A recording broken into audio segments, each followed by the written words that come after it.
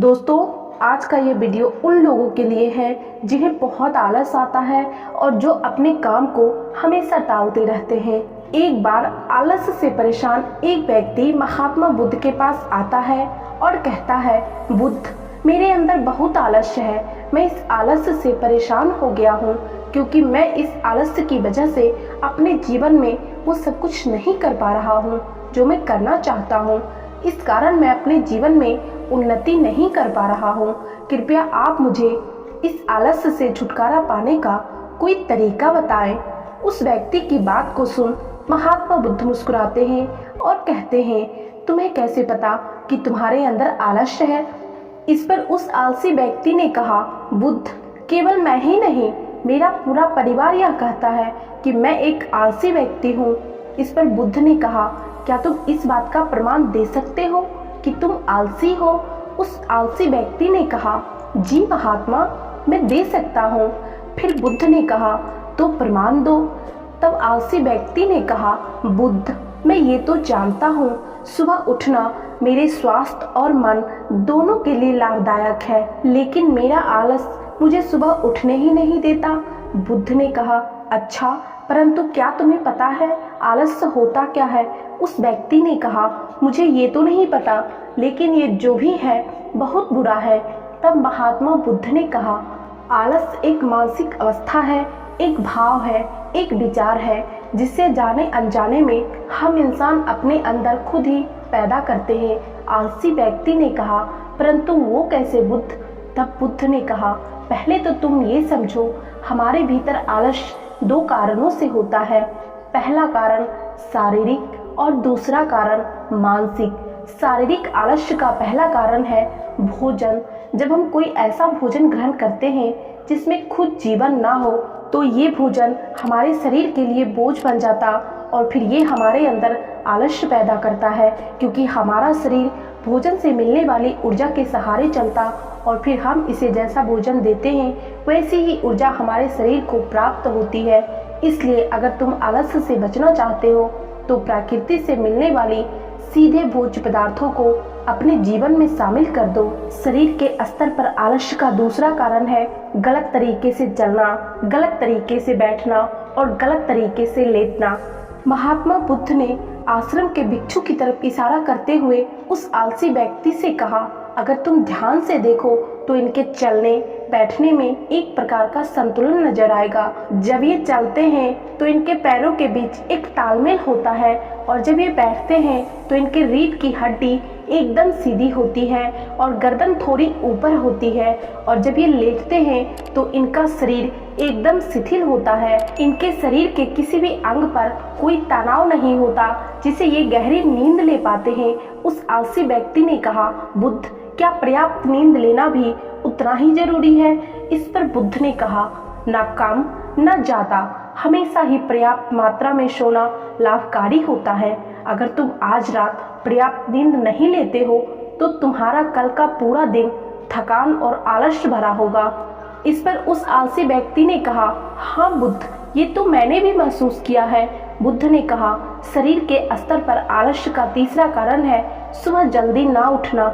इस पर उस व्यक्ति ने कहा, हाँ बुद्ध, मैं तो सुबह जल्दी उठ ही नहीं पाता हूँ। उस आलसी व्यक्ति की बात को सुन महात्मा बुद्ध बोले, तुम सुबह जल्दी तब उठ पाओगे जब तुम रात में जल्दी सोओगे। और उन्होंने आश्रम के भिक्षुओं की ओर इशारा करते हुए कहा, इन भिक्षुओं को देखो, इन्होंने रात्रि में अपने सोने का एक निश्चित समय निर्धारित कर रखा है और यही कारण है कि रोज प्रातःकाल जल्दी उठने में ये सक्षम हो पाते हैं। हर एक बौद्ध भिक्षु को अनुशासन का पालन करना होता है और यही अनुशासन उनके जीवन में संतुलन लाता है। महात्मा बुद्ध कहते हैं, कुछ लोग अनुशासन को एक बंधन समझते हैं। उन्हें लगता है कि अनुशासन उन्हें बांधता है, लेकिन सच्चाई ये नहीं है। अनुशासन हमें बांधता नहीं बल्कि स्वतंत्र करता है। इसलिए अगर तुम शारीरिक स्तर पर आलस्य से छुटकारा पाना चाहते हो तो खुद को अनुशासन में ढालना सीखो और एक निश्चित दिनचर्या का पालन करो। उस आलसी व्यक्ति ने कहा, परंतु बुद्ध, शुरुआत कहाँ से करें? सही तरीके से भोजन करने से, सही तरीके से बैठने उठने या फिर जल्दी सोकर उठने से। इस पर महात्मा बुद्ध बोले, शुरुआत अभी से करो। जो भी तुम इस समय कर रहे हो उसे पूरे ध्यान से करो। पहले तुम मन के स्तर पर आलस्य को समझो।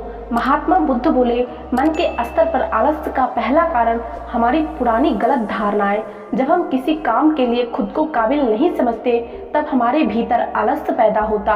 अगर हमारे मन ने यह विश्वास कर लिया कि पिछली बार की तरह इस बार भी हम इस काम में असफल रहेंगे तो उस काम को करने में हमें आलस्य आता है।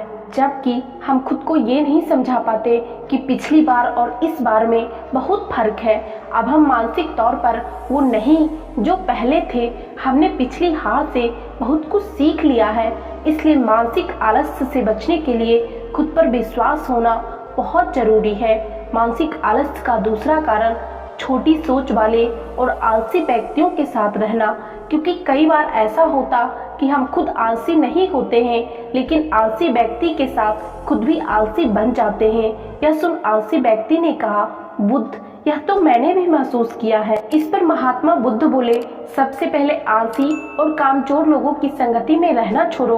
बुद्ध ने आगे कहा, मानसिक आलस्य का तीसरा कारण है काम को टालना। काम को टालना आलस्य और मानसिक तनाव का सबसे बड़ा कारण है। शुरुआत में तो हमें पता नहीं चलता, परंतु धीरे धीरे ये आदत हमारे अंदर घर कर जाती है और ये अकेली आदत ही किसी भी इंसान की जिंदगी बर्बाद करने के लिए काफ़ी है। इसलिए जो काम आज किया जा सकता उसे कल पर कभी न टालें। महात्मा बुद्ध ने कहा, मानसिक आलस का चौथा कारण लक्ष्य का स्पष्ट न होना। मान लो तुम किसी बड़े से रेगिस्तान में फंस चुके हो और तुम्हें जोरों की प्यास लगी हो तो तुम क्या करोगे? उस आलसी व्यक्ति ने कहा, मैं पानी की खोज करूंगा। मैं जल्द से जल्द पानी वाले गांव में पहुंचने की कोशिश करूंगा। महात्मा बुद्ध बोले, फिर भी अगर पानी ना मिले तब क्या करोगे? उस आदमी ने कहा, तब भी मैं प्रयास करता रहूंगा क्योंकि मेरे पास और दूसरा कोई ऑप्शन होगा ही नहीं। इस पर बुद्ध मुस्कुराते हुए कहते हैं, किसी इंसान को आलस्य तब घेरता है जब उसके पास कोई स्पष्ट लक्ष्य ना हो या फिर उसके पास बहुत सारे विकल्प हो। इसलिए जिंदगी में एक स्पष्ट लक्ष्य का होना बहुत जरूरी है। अगर तुम सुबह उठकर व्यायाम नहीं कर पा रहे हो तो इसका कारण तुम्हारी नज़र का स्पष्ट ना होना।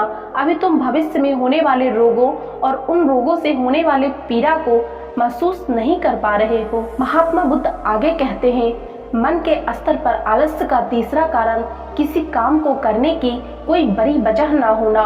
मान लो तुम बहुत से कीमती जेवर लेकर एक सुनसान रास्ते से गुजर रहे हो और तुम चलते चलते बहुत थक चुके हो और तुम्हारा बैठने का मन कर रहा हो और तुम एक बड़े से पेड़ के नीचे आराम करने के लिए बैठ जाते हो। तुम अभी बैठे ही हो कि तुमने देखा दूर से कुछ डाकू तुम्हारी तरफ भागे आ रहे हैं।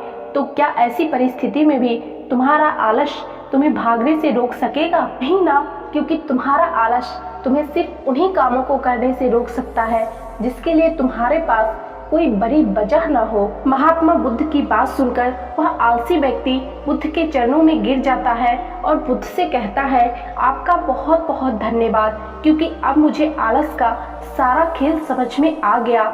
महात्मा बुद्ध कहते हैं, मेरी एक बात हमेशा याद रखना, जहाँ स्पष्ट लक्ष्य और काम को करने की बड़ी वजह हो वहाँ आलस्य हो ही नहीं सकता।